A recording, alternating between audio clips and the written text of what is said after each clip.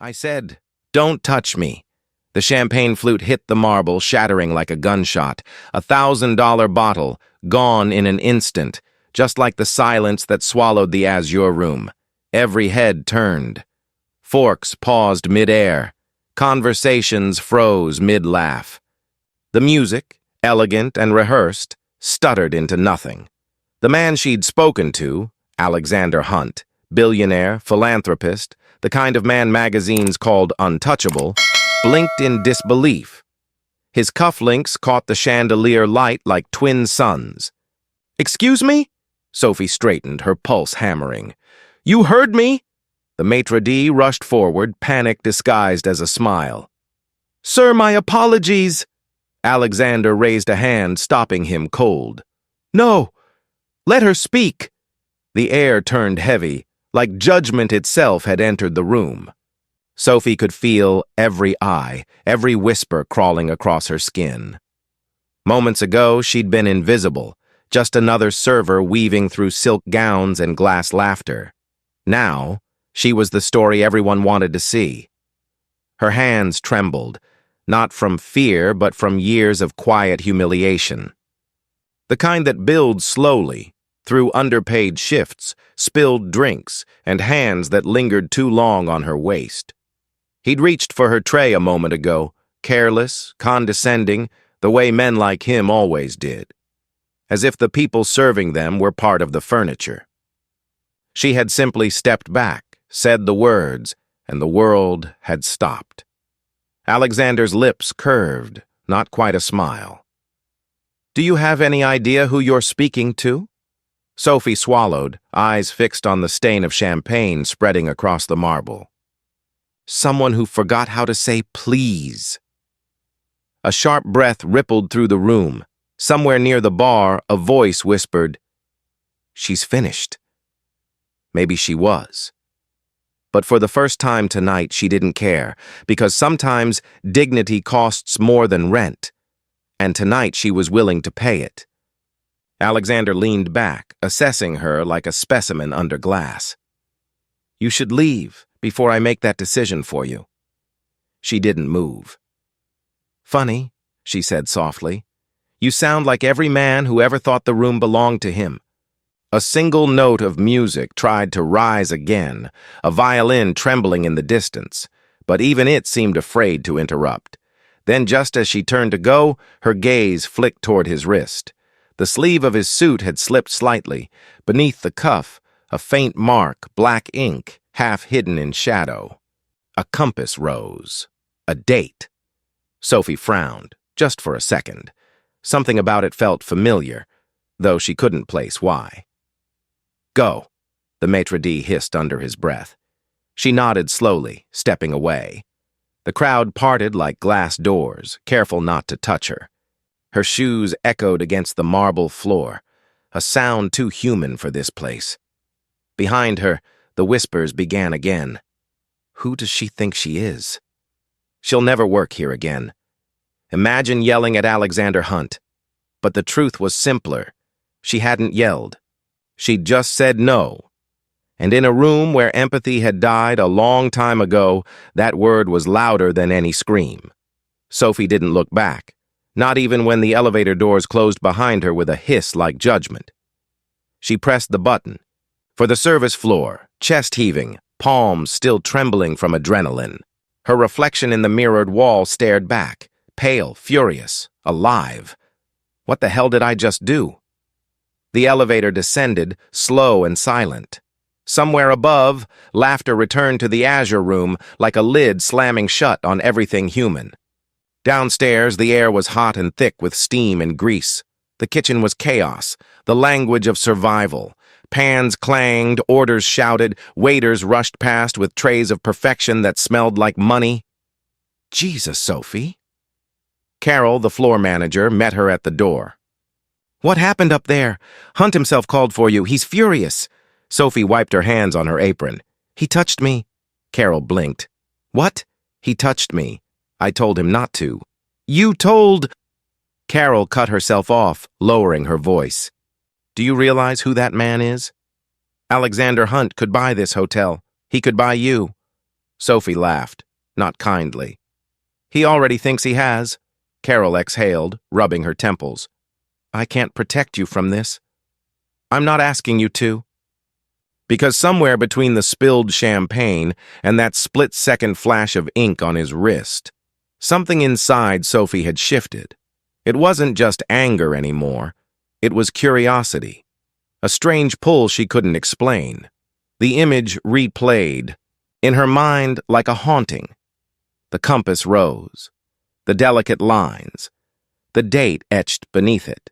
June 14th, 2000. It meant nothing, and yet it felt like everything. She remembered her mother's wrist, pale and thin, with a faded tattoo almost identical. Same compass, same lines. She used to trace it as a child, asking what it meant. Her mother always smiled sadly and said, "It's a reminder of when I believed people were good." Sophie had never asked again. But now the memory burned, bright and intrusive. What were the odds? The thought made her dizzy.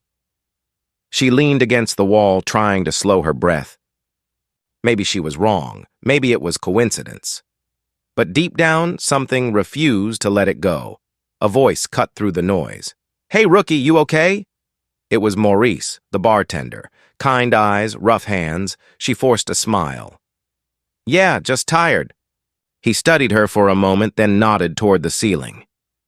"People like them. They don't see you. They see the tray, the uniform. But tonight, you made one of them see. That's dangerous."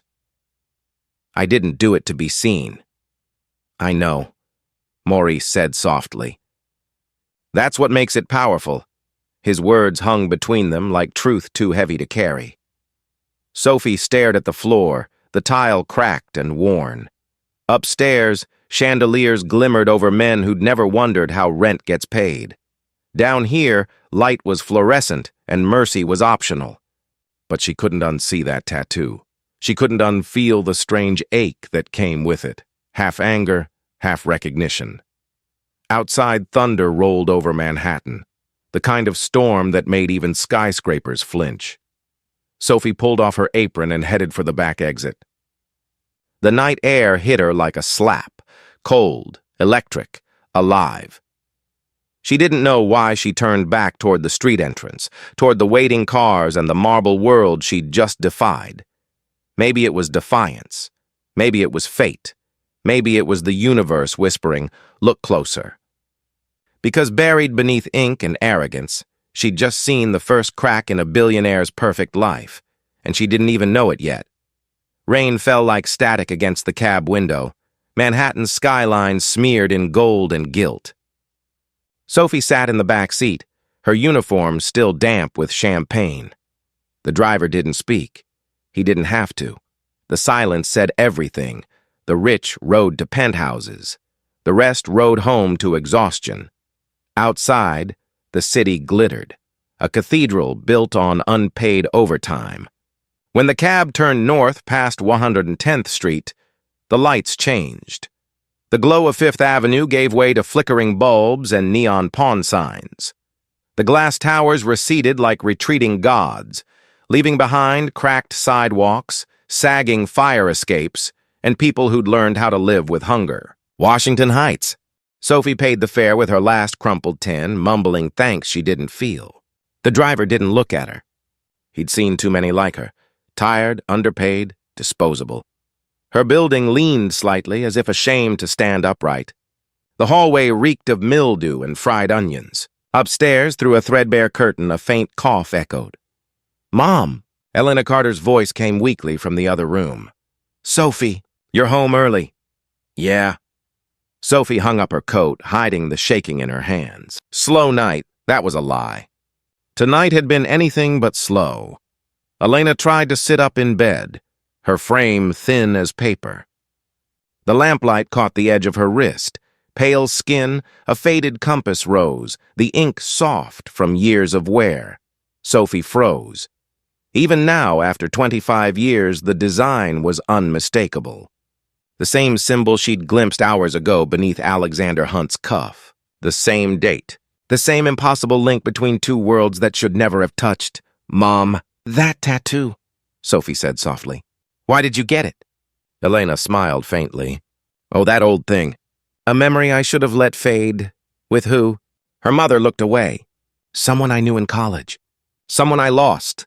Lost? Sophie pressed. Elena's fingers traced the ink like a prayer.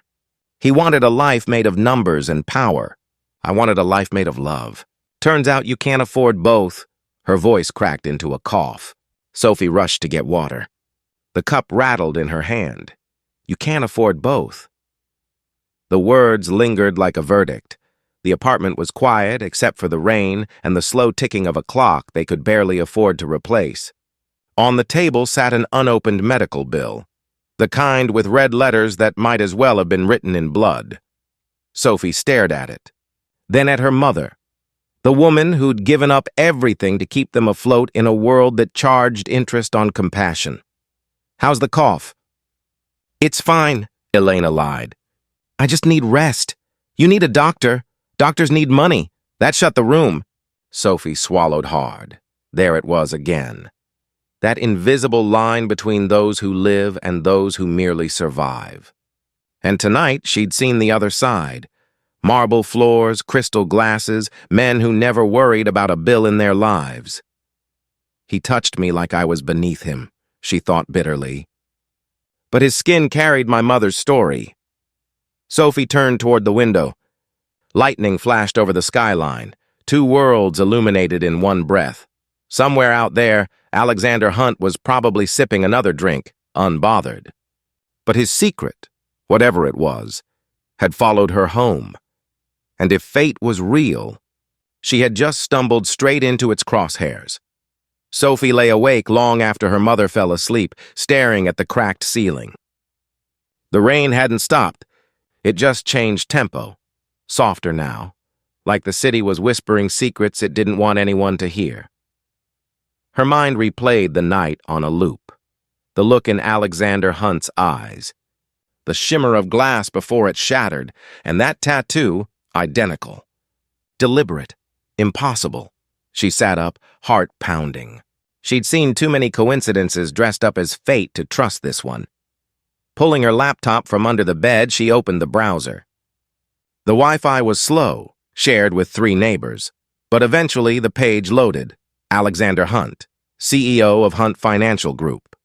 The photo hit her like a slap. The same man from the restaurant, power sculpted into human form. Silver-streaked hair, jaw like marble, the kind of confidence only money can buy. Below the image, headlines screamed, "Billionaire philanthropist announces new luxury development in Harlem." Sophie's stomach turned. Harlem. 2 subway stops from here. She clicked deeper. Old interviews, college mentions, charity events. Then she saw it. Columbia University, class of 2001. Her pulse quickened. Her mother had gone to Columbia. Same timeline, same year. She scrolled faster, eyes scanning for anything familiar. Then, in a grainy photo from a college fundraiser, she saw it.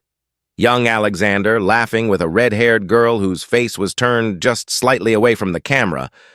But Sophie didn't need to see more. Her mother's hair had been that same shade once. Her hands shook. It wasn't just a tattoo anymore. It was a connection, one the world had buried under wealth and time. She shut the laptop. The air in the room suddenly too thin. If it was true, if her mother's old love story had ended not in tragedy but in betrayal, then the man upstairs in his marble tower had walked away from both of them. Sophie rose, pacing the room. She could almost hear his voice, smooth, practiced, polite. "Do you have any idea who you're speaking to?" Yes, she thought bitterly. Now I do, and that changed everything. Her phone buzzed, a message from Carol. "Don't come in tomorrow. Mr. Hunt's team complained. Management says you're suspended pending review." Sophie stared at the screen. Just like that. One act of defiance and her livelihood was gone. The anger that followed wasn't loud. It was slow, deliberate, the kind that could melt steel. She walked to her mother's bedside, looked down at the woman who'd spent her entire life working twice as hard for half as much. "Mom," she whispered, though Elena was asleep. "I think I found him." Her voice cracked on the last word. Found who? The man who broke her mother's heart? The father she never had? The billionaire whose champagne cost more than her rent? Maybe all three. The city outside her window hummed with its usual cruelty. Sirens, horns, the distant laugh of someone who didn't have to count tips to survive. But beneath the noise, Sophie felt something new, a current of purpose. Maybe this was justice. Or maybe it was revenge. She wasn't sure yet. She reached for her phone again, opened the photo of the tattoo she'd secretly taken years ago, her mother's wrist in sunlight. Then she pulled up the image of Alexander from the fundraiser. Same wrist, same ink, two lives, separated by money, now colliding again, whether they wanted it or not. Sophie exhaled, steady and certain. "You built your empire on forgetting people like us," she murmured to the empty room. "But I remember." And for the first time in years, she smiled. Not with hope, but with intent. Morning arrived gray and unapologetic. The city had already reset, yesterday's scandal forgotten, replaced by fresh headlines and newer sins. But Sophie hadn't forgotten. She dressed in black, the same uniform that had made her invisible for years. This time it was armor. The azure room loomed ahead like a cathedral of hypocrisy, gold trim, marble steps, men in suits sipping morality through $300 glasses of wine. Inside, the staff avoided her eyes. Rumors travel faster than guilt, and everyone knew what she'd done. Talked back to a man too rich to be wrong. "Thought you were suspended," Maurice whispered from behind the bar. "I need to check something," Sophie said. He hesitated, then nodded toward the VIP corner. "His team was here this morning. Cleaned everything. Like it never happened." Sophie's stomach tightened. She crossed the floor, ignoring the stairs.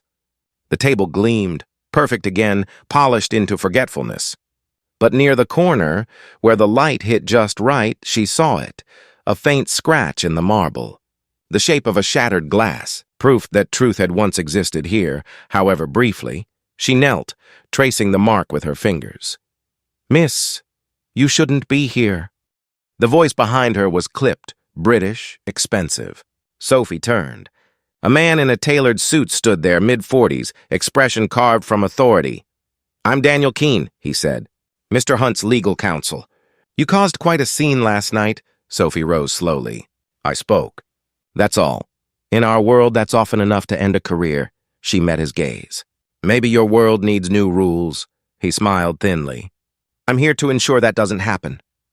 He handed her an envelope, thick, official. "A non-disclosure agreement. You'll find a check inside. Consider it a courtesy." Sophie didn't open it. "To buy my silence?" "To protect everyone involved," Keene said evenly. "Including your mother." Her pulse spiked. "What did you just say?" Keene adjusted his cufflinks. "We ran a standard background check.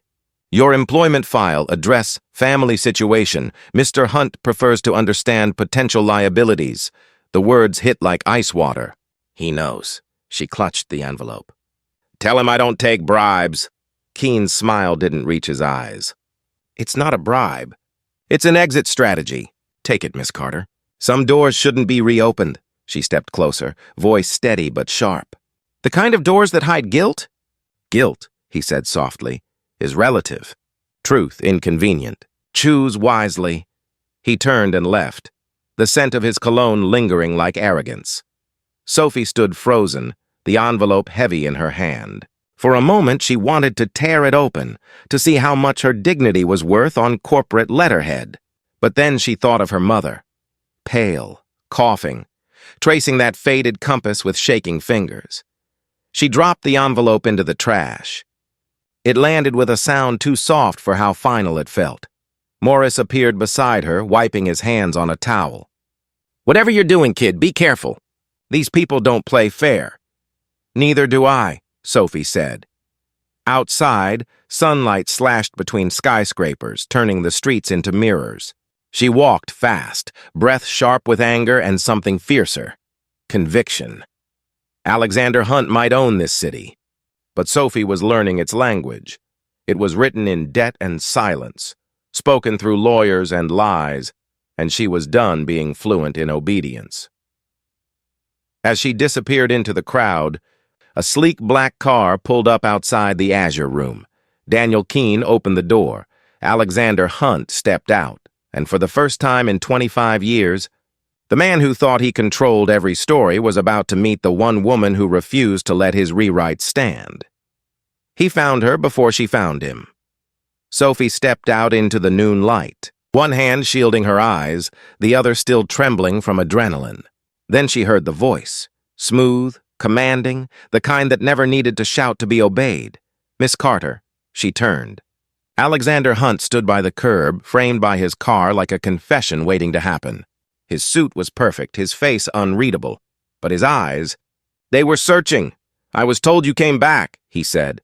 "You shouldn't have." Sophie crossed her arms. "Neither should your lawyer." He studied her for a moment. "Daniel can be heavy-handed. He offered me money to stay quiet." Alexander exhaled, jaw tight. "He offered you protection. There's a difference." "From who? You?" A pause. Then softly, "From me." The street seemed to shrink around them. Cars passed, horns blared, but none of it mattered. Sophie stepped closer. "You had someone dig through my life. My mother's life. I needed to understand who I was dealing with." "Funny," she said. "You didn't seem curious about that last night." His gaze flickered. A crack in the armor. "Last night was complicated." "No," Sophie cut in. "Last night was honest. You dropped your glass because you saw something that scared you." "What was it, Mr. Hunt? A tattoo you can't explain? A memory you buried?" He froze, just for a breath. But that was all the confirmation she needed. "It's her, isn't it?" Sophie said quietly. "Elena Carter. You knew her." Alexander looked away, and in that small act of avoidance, the Empire wavered. "Not new," he said finally. "Loved." The words hit like a verdict. For a moment, the street noise dimmed. Sophie could hear only her own heartbeat, the same rhythm that had pounded through her chest as a little girl waiting for a father who never came home. "She told me you were gone," Alexander continued, voice low. "She said she lost the baby. She didn't lose anything," Sophie said, her throat tight. "Except 25 years of her life," he winced. "I didn't know. I swear to you, you didn't ask." The anger in her voice startled even her. "You didn't look. You just walked away, hid behind money, and called it moving on." Alexander stepped closer, his tone shifting from defense to desperation. "You think I didn't try? I searched for her for months. She disappeared. Changed her number, left school, because you told her to get rid of me." The words cracked like thunder. People on the sidewalk slowed, sensing a spectacle. Alexander's face went pale. "She told you that?" "She told me everything," Sophie spat. "How you offered her money. How you decided she wasn't worth ruining your future for." He flinched like she'd struck him. "I was 20. My father, your father?" Sophie's laugh was sharp and humorless. "You think that excuses you? My mom was 22. Only she didn't have a billionaire daddy to pay for her mistakes." Silence. Raw, uneasy. Alexander looked at her. Really looked. And for the first time, he seemed small. Human. "Is she—" He hesitated.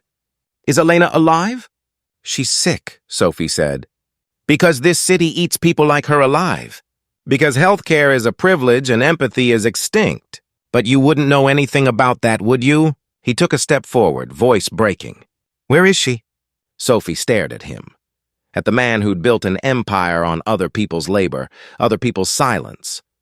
And finally said, "You don't get to ask that." "Not yet." She turned to leave. Behind her, Alexander's voice trembled, barely audible above the traffic. "Please, let me make it right." Sophie didn't stop walking. "You can't buy redemption, Mr. Hunt." And as she disappeared into the blur of the city, Alexander Hunt, the man who once thought money could fix anything, stood alone for the first time in his life.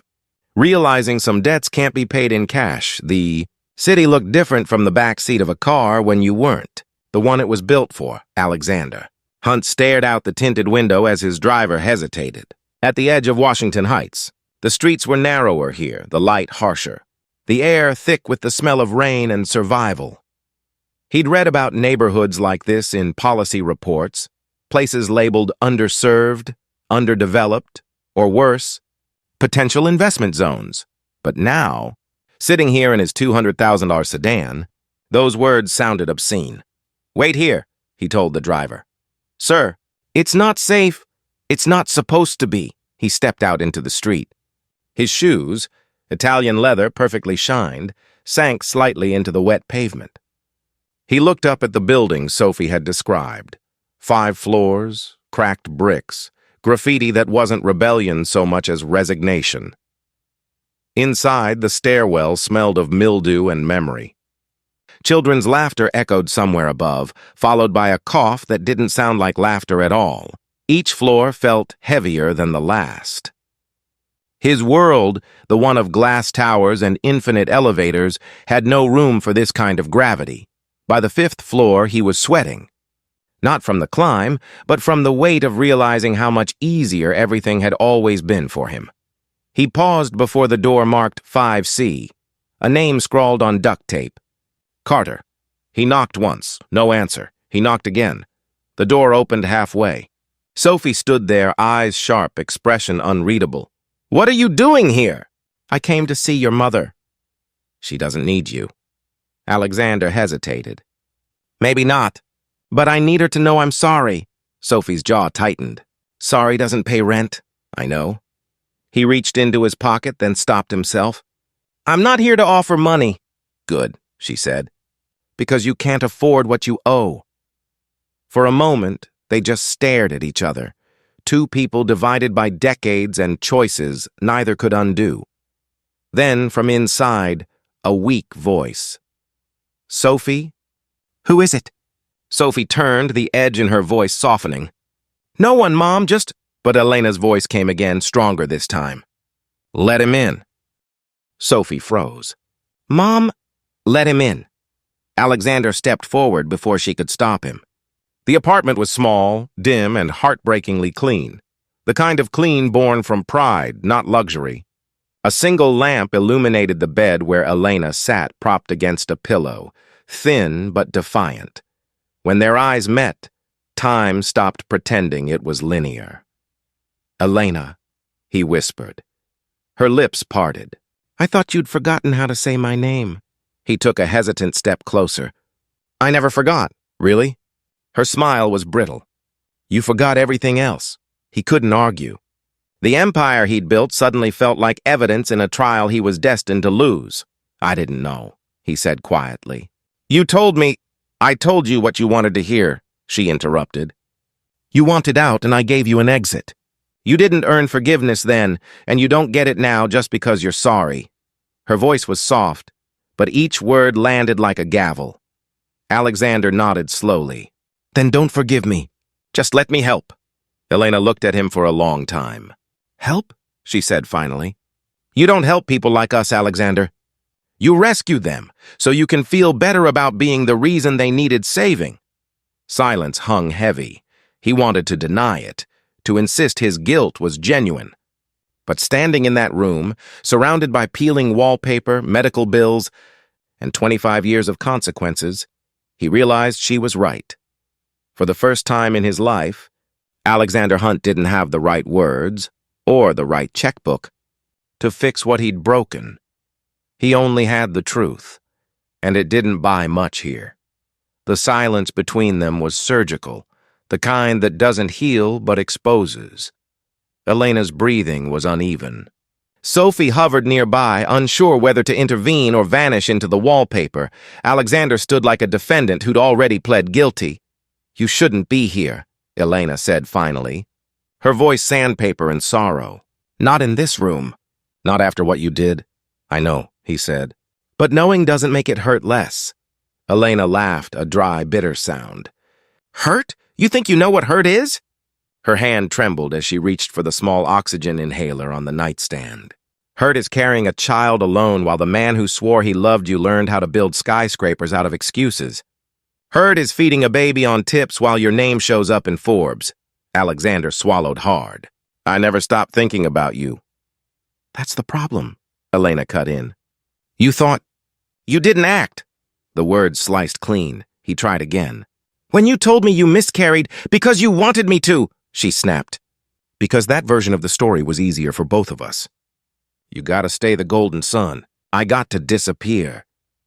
Sophie's eyes darted between them. Like a spectator watching a car crash she couldn't stop. Elena turned to her daughter. You want to know what your father looked like when he was 20? He was beautiful and terrified. Terrified of poverty, of scandal, of losing Daddy's approval. Not terrified of losing me. Alexander's voice cracked. You think I didn't lose you? You lost the right to say my name the day you priced our love in dollars, Elena said. You bought your comfort with our suffering. For a moment, the only sound was the distant hum of the city. The same city that had cheered for him and crushed her. Alexander finally spoke, quieter now. I came because I can't change what I did, but I can make sure you're not alone anymore. Let me help. Elena's eyes flickered, somewhere between fury and exhaustion. You think help is what I need? No, Alexander. What I needed was a partner. What I needed was someone who didn't mistake money for redemption. Her voice broke, and for the first time she looked fragile. I spent half my life proving I didn't need you. But do you know what that costs, Alex? Pride is expensive. Loneliness is expensive. Survival is the most expensive thing a poor woman ever buys. Sophie's hand found her mother's shoulder, steadying her. Alexander took a step closer, his voice raw. Then let me pay something back. Elena shook her head. You can't buy time. You can't buy 25 years of birthdays and rent notices and hunger. You can't buy the night Sophie asked about her father and I lied because the truth would have hurt worse. Her voice softened, almost tender now. You can't buy forgiveness either. Alexander closed his eyes. I'm not asking for it. Then why are you here? He looked up at her. Not as a billionaire, not as a savior, but as a man stripped bare. Because I needed to see what my success was built on. And it wasn't talent. It was cowardice. The words hung between them, heavier than guilt. For the first time, Elena didn't look angry, just tired. Tired in a way that made Sophie want to scream at the world that allowed this. Elena exhaled slowly. Then you finally learned the one thing they don't teach in business school, that every fortune has a receipt. Alexander met her gaze. Then let me start paying mine, her lips trembled. Money won't save me, Alex, he nodded. Maybe not. But it might save the next Elena. A long pause. Then she whispered almost to herself, and if justice can't heal the wound, what can? The next morning, the sun rose over Manhattan like it was mocking him. Gold light spilling over towers built by men who never looked down. Alexander Hunt stood in his penthouse office, staring at his own reflection in the glass. From this height, even guilt looked small. He could see the city's veins below, the glowing arteries of power and profit that had made him a billionaire and turned others invisible. For 25 years, he'd told himself that's just how the system worked.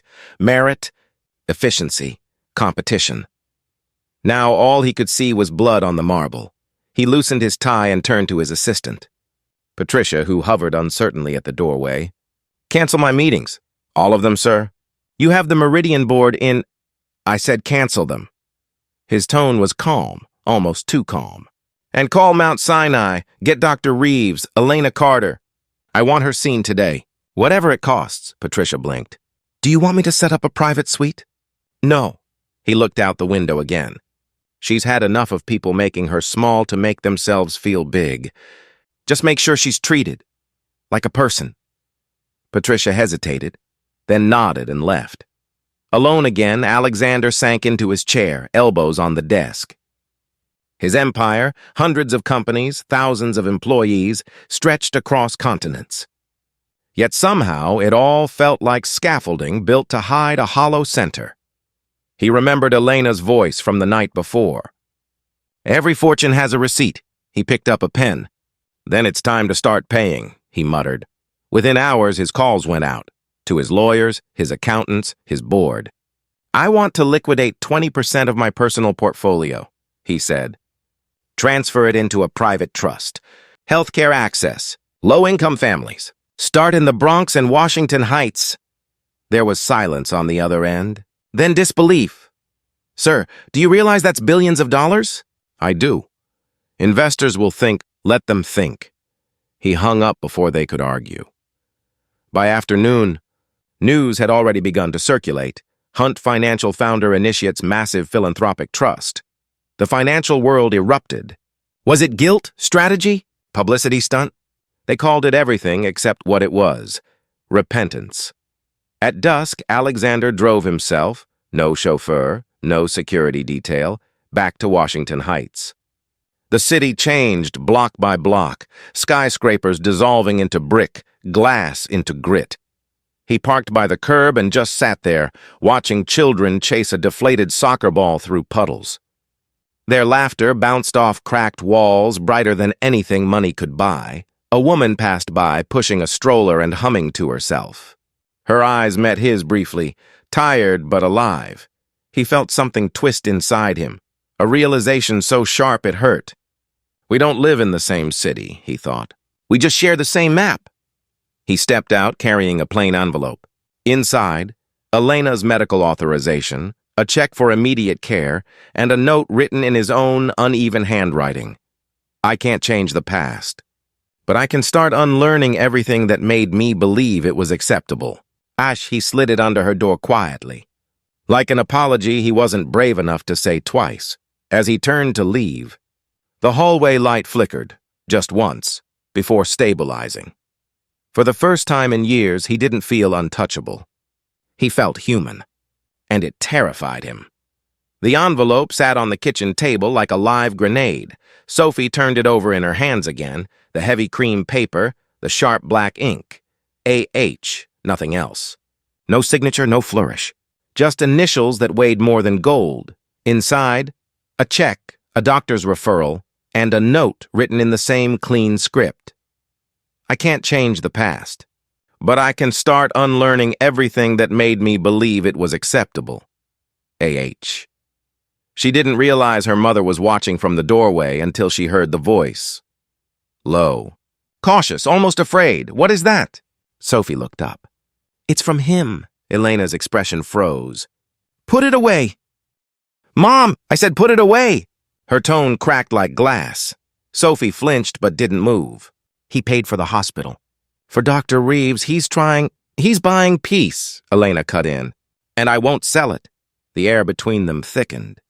The faint hum of the refrigerator sounded like a scream in the quiet room.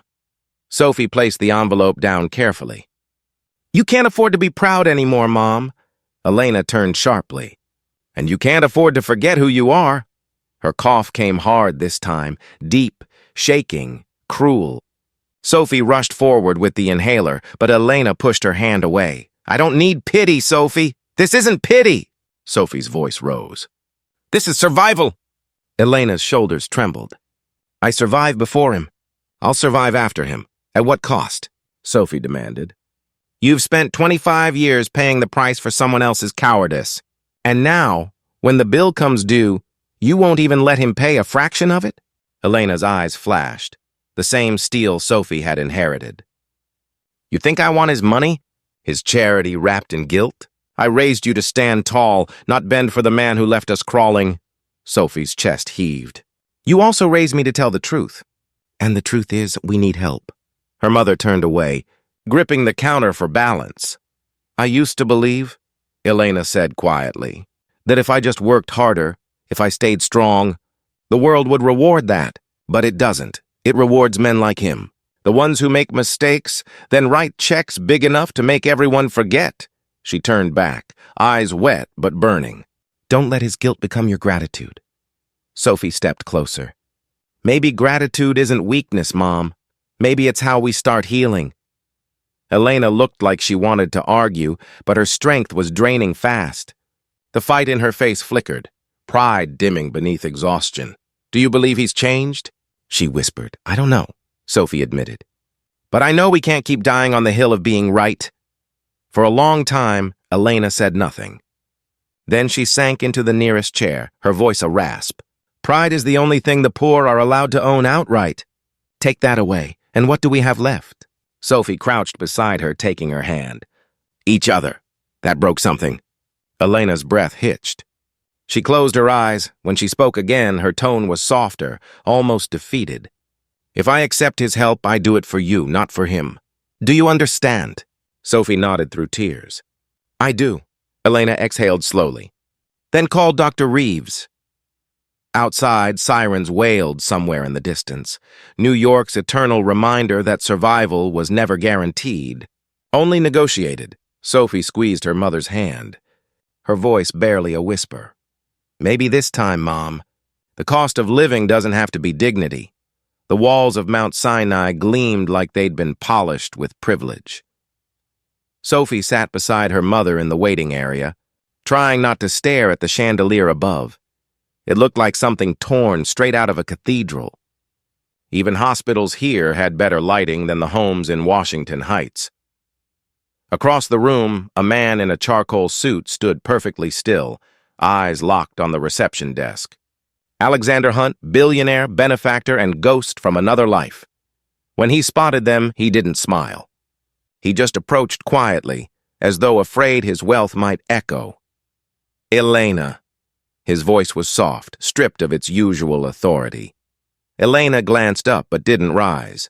You didn't have to come. Yes, I did. She looked away. You always do what you think you have to. That's how we got here. Before either could say more, a woman in a white coat appeared. Mrs. Carter? Dr. Reeves will see you now. The name silenced everything. Elena stood, leaning slightly on Sophie's arm. Alexander moved to help, but Elena shot him a look sharp enough to stop him mid-step. I can walk, she said. Inside the consultation room, the air smelled of antiseptic and second chances. Dr. Reeves gestured for them to sit. We've run comprehensive scans. Mrs. Carter, I know this has been frightening, but I want you to hear this clearly. Elena braced herself. Sophie gripped her hand. It's not cancer. For a heartbeat, the words didn't register. Then Sophie gasped, covering her mouth. Elena blinked hard like the meaning needed time to land. Not cancer, she whispered. Dr. Reeves smiled. Severe chronic bronchitis and early-stage pneumonia, both treatable. You'll need rest, medication, and nutrition, but with care, you'll recover. Sophie laughed, a broken, relieved sound that turned into sobs. Alexander turned away, hiding his own trembling breath. Elena pressed a hand to her chest. I thought I was dying. You were exhausted, the doctor said gently, and under impossible stress, but you came in time. When Dr. Reeves left to finalize prescriptions, the room fell into a fragile quiet. Alexander finally spoke. You're going to be okay. Elena looked at him, and for the first time her eyes weren't cold, just tired. Okay doesn't erase 25 years, Alex. I know, he said. But it gives us tomorrow. That's more than I deserve. Sophie reached for her mother's hand again. He made this possible, Mom. Whatever his reasons, you're alive because he didn't walk away again. Elena hesitated, then exhaled. I don't know how to thank someone for saving what they helped break. You don't owe me thanks, Alexander replied. You owe yourself rest. His tone was steady, but his hands shook slightly as he adjusted his cufflinks, the same tattoo still visible beneath the fabric. Sophie watched him. Why are you really doing this? Alexander turned to her. Because I built a life on believing success excused silence. And last night I saw what that silence cost. Elena studied him for a long moment. And when the guilt fades, what then? You'll go back to your skyline and forget this hallway ever existed? No, he said quietly. Because now, every time I look down at this city, I'll see you, and the thousands like you, standing under it, holding it up. The words landed heavier than apology. For a long time, none of them spoke. Outside, the city roared, sirens, horns, life continuing like justice hadn't just walked into a hospital in human form. Finally, Dr. Reeves returned with papers. Mrs. Carter, you're free to go home and start healing. Elena rose slowly. Sophie stood beside her. Alexander opened the door, but this time, when Elena passed him, she didn't look away. For the first time in 25 years, she nodded. "Thank you, Alex," he swallowed hard. "You're welcome." As they left the room, Sophie looked back. In the reflection of the glass, 3 people walked side by side. The rich man who finally looked small, the poor woman who finally stood tall, and the daughter who'd forced the world to see them both. That night, Alexander Hunt didn't sleep. The city outside his penthouse shimmered, towers of light piercing the dark like 1,000 verdicts. Each window was a story, some with warmth, some with hunger, some with no light left at all. He stood by the glass, phone in hand, staring at a single message from Sophie. "She's resting." Thank you, just 3 words. But they felt heavier than all his company's annual reports combined. He opened his laptop and began typing. Not a press release, not a business plan, a reckoning. The subject line read, "The Elena Carter Initiative, Draft." Paragraph by paragraph, he built it like a confession disguised as a proposal. Free medical screenings for uninsured families. Education grants for working-class women. Microloans for single mothers starting small businesses. Legal aid for tenants facing eviction. Every line bled a truth he'd spent a lifetime avoiding. It's not charity if the system caused the wound. By dawn, his office floor was littered with crumpled pages. At 8 a.m., Patricia entered, coffee trembling in her hands. "Sir, the board wants clarification about the liquidation order." "They'll get it," Alexander said, eyes still on the screen. She glanced at the document. "You're diverting company assets into social programs." "They'll revolt, then let them," he said. "If they want to fight me, they can take me to court. I've been guilty long enough to know how trials work." Patricia hesitated. "May I ask why this now?" Alexander looked up. "Because every skyscraper I've built casts a shadow, and I finally decided to stand inside mine." By noon, the financial press was on fire. Alexander Hunt announces billion-dollar social reform trust. Is Wall Street's coldest CEO growing a conscience? Commentators argued whether it was brilliance or madness. Stocks dipped, pundits speculated, and talking heads filled airtime debating motives. But Alexander wasn't watching. He was walking. Down the street from his tower, a small community clinic sat wedged between a pawn shop and a laundromat. The waiting room overflowed with people, mothers holding children, men coughing into tissues, teenagers scrolling cracked phones, no marble, no glass, no champagne flutes. Just the raw pulse of a city surviving itself. A nurse looked up, startled. "Mr. Hunt? What are you doing here?" He smiled faintly. "Asking what you need," she blinked. "Excuse me?" He gestured around. "Equipment, space, staff, supplies, whatever it takes. I want a list." Within minutes, administrators crowded the room, listing broken machines, overworked doctors, unpaid interns. Alexander wrote everything down by hand. No assistants, no filters. One volunteer whispered, "Is this a photo op?" He looked at her, eyes steady. "No, it's a debt collection." Hours later, as he stepped back into the street, reporters swarmed, microphones flashing. "Mr. Hunt, why now?" one shouted. Alexander paused on the sidewalk, the city noise swelling behind him. "Because guilt without action is vanity," he said. "And charity without justice is theater." The cameras clicked like gunfire. "Are you doing this to fix your image?" Another yelled. He stopped walking, turned, and faced them head-on. "I'm doing this," he said slowly, "because the woman I loved once made me realize that power without empathy isn't power. It's pathology." Silence.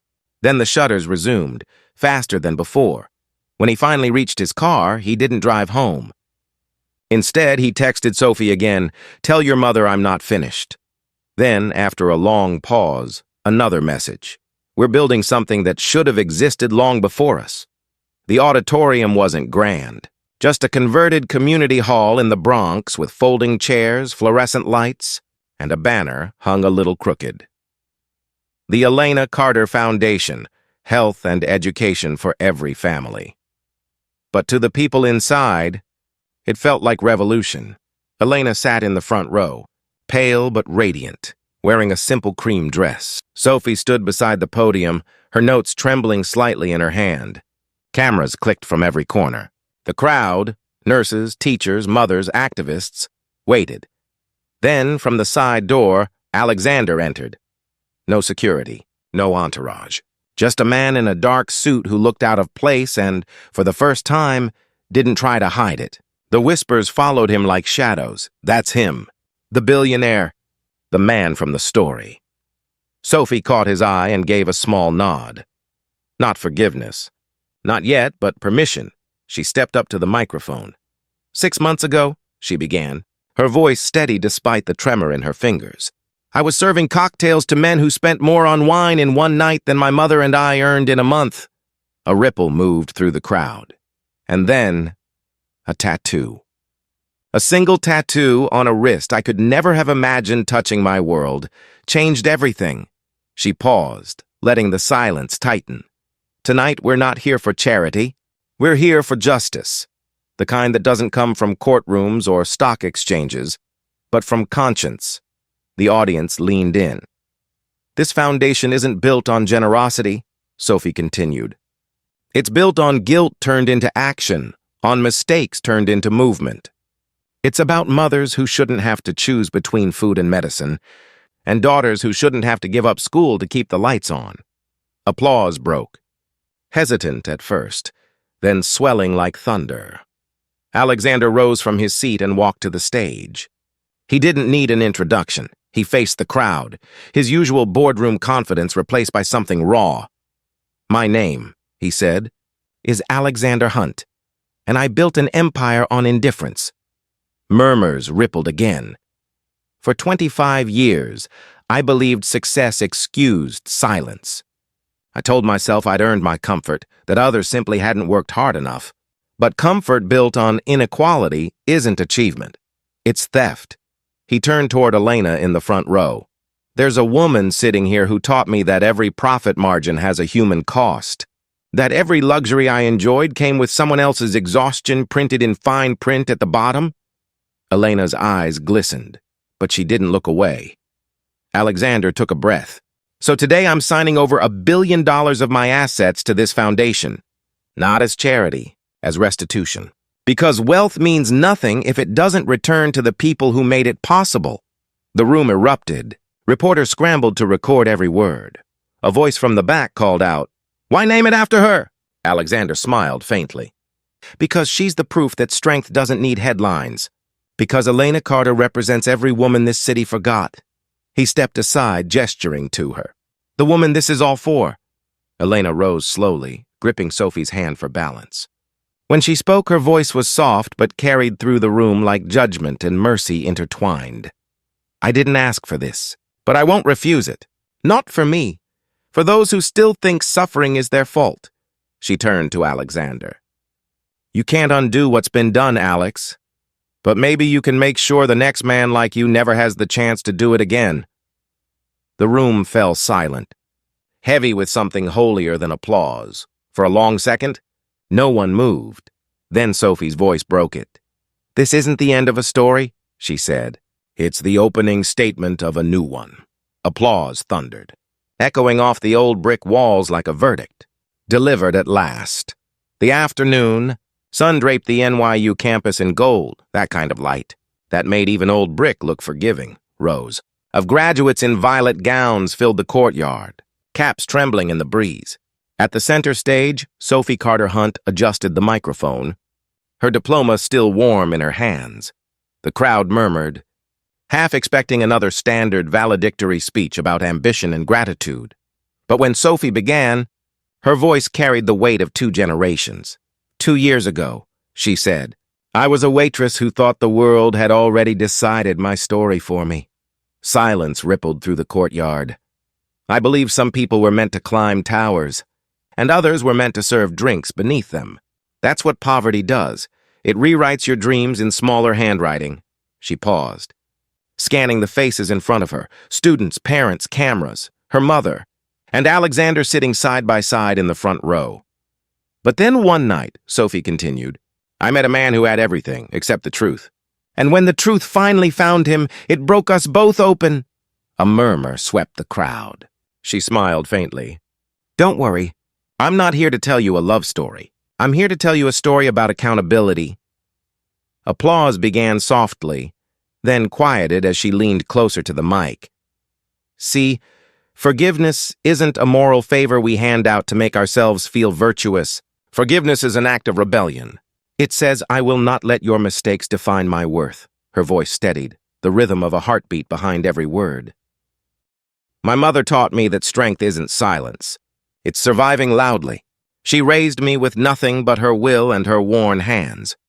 And she made me believe that dignity was something no one could repossess, not even poverty. She turned slightly toward Elena, who was crying quietly, smiling anyway. And my father— Sophie hesitated, the word still fragile on her tongue. My father taught me that wealth doesn't make you powerful. Responsibility does. That every skyscraper means nothing if it casts a shadow wide enough to drown the people who built its foundation. Alexander looked down, his jaw tightening, pride and shame colliding behind his eyes.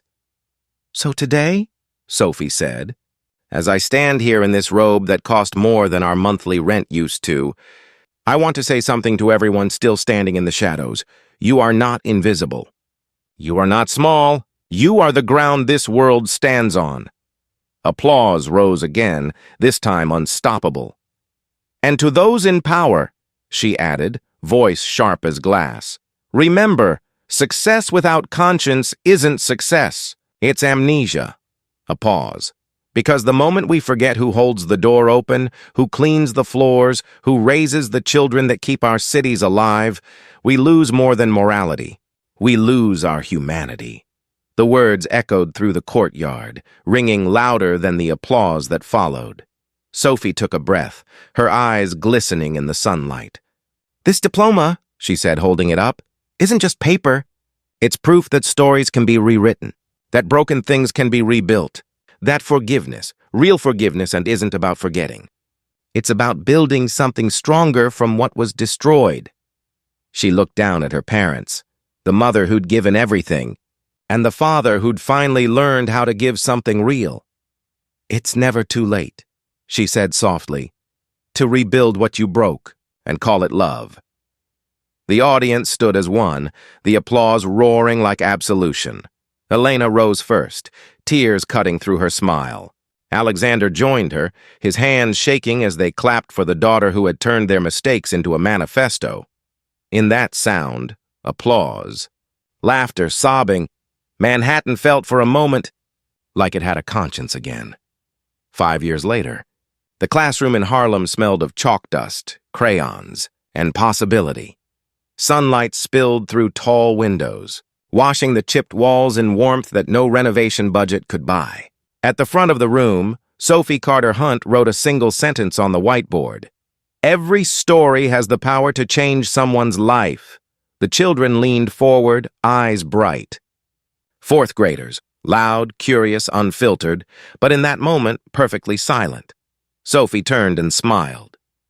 Do you believe that? A hand shot up. A boy with freckles and a hand-me-down hoodie. Even poor people's stories? She paused, feeling the weight of years gather in her chest. Especially poor people's stories, she said, because they're the ones the world tries hardest to erase. The boy nodded slowly, as if saving the sentence for later. At the back of the room, a small tattoo peeked from Sophie's wrist, the same compass rose that had once started everything. Beneath it, a new inscription in delicate script. June 14th, 2000, and everything after. After class, Sophie walked down the hall lined with children's art, messy rainbows, paper hearts, stick figure families, and stepped outside into the noise of the city she had once feared would crush her. Across town, a glass building bore the name the Elena Carter Foundation in gold letters. Inside, Elena worked 3 days a week as a counselor, helping women find their footing again.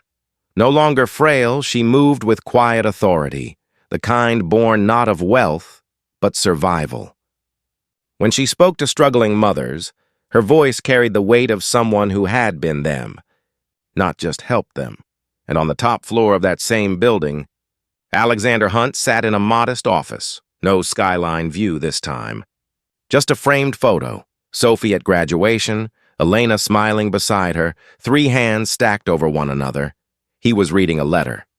"Dear Mr. Hunt, my name is Layla. I got a scholarship from your foundation. I want to be a doctor. I don't know you, but my mom says people can change. I think she's right." He placed the letter beside dozens like it, each one a small verdict in his ongoing trial with himself. Patricia knocked softly on the door. "The board meeting's ready, sir." He smiled faintly. "Let them start without me." For once, as she left, Alexander turned toward the window. The city glowed below, not as something to conquer, but something to care for. He touched his wrist, where his own tattoo had begun to fade, the ink thinning like guilt, finally dissolving into grace. That evening, the 3 of them met for dinner, as they did every Thursday.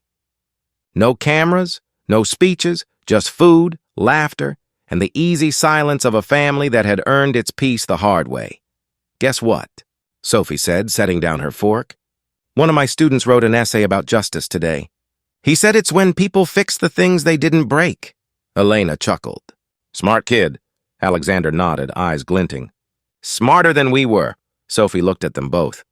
"Maybe that's the point. We make the mistakes so they don't have to." Outside, the city buzzed. Taxis, voices, 1,000 lives overlapping like threads in a single story. Elena raised her glass. "To second chances," Alexander added. "To doing better." Sophie smiled. "To stories that don't end where they're supposed to." They clinked glasses. The sound was soft, but it carried, out the window, across the street, into the world that had once divided them. Somewhere, in the distance, a child laughed, and under the fading light of Manhattan, 3 lives that had once collided through pain now shone, not perfectly, but permanently. Because some lights don't burn out. They stay. Sometimes, justice isn't a courtroom, it's a kitchen table. It's a daughter saying, "We made it. If this story moved you, if it made you think about power, about silence, about who really keeps this city standing, then don't let it fade when the screen goes dark. Like this video if you believe stories can build empathy where the law can't. Subscribe to Black Voices Justice for more true emotional narratives about resilience, racism, and redemption. And share this story, not for views, but for voices that still go unheard. We tell these stories because they matter. Because someone out there, maybe you, still believes the world can do better. Thank you for staying, for feeling, and for choosing justice with us. Until next time, stay loud, stay kind, and never stop listening. This is Black Voices Justice, where stories speak louder than power.